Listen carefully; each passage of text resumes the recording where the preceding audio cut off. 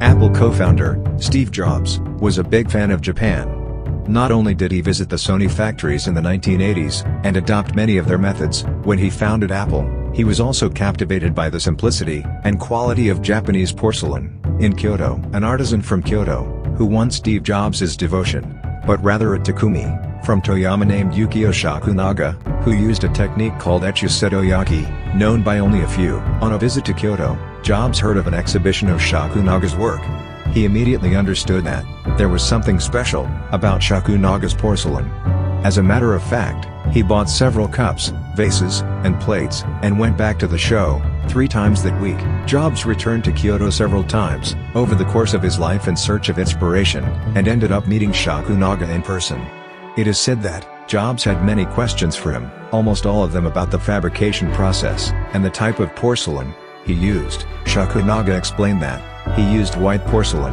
He extracted himself from mountains in the Toyama prefecture, making him the only artist of his ilk familiar with the fabrication process of porcelain objects, from their origins in the mountains to their final form, an authentic Takumi. Shakunaga added that Jobs' last purchase from him had been a set of 12 teacups.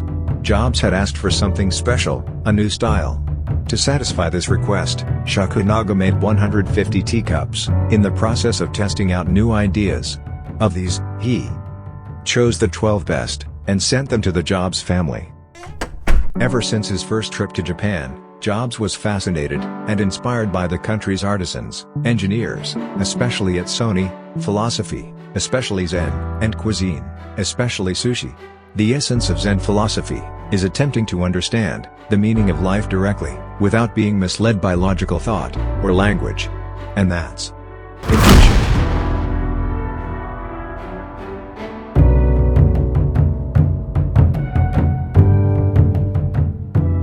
What do Japanese artisans, engineers, Zen philosophy, and cuisine have in common? It's simplicity and attention to detail. It is not a lazy simplicity, but a sophisticated one that searches but new frontiers, always taking the object, the body and mind, or the cuisine to the next level, according to one's ikigai. When someone, whether an artist, an engineer, or a chef, sets out to create something, his or her responsibility is to use nature to give it life while respecting that nature at every moment. During this process, the artisan becomes one with the object and flows with it. An ironworker would say that metal has a life of its own, just as someone making ceramics would say that the clay does. The Japanese are skilled at bringing nature and technology together, not man versus nature, but rather a union of the two.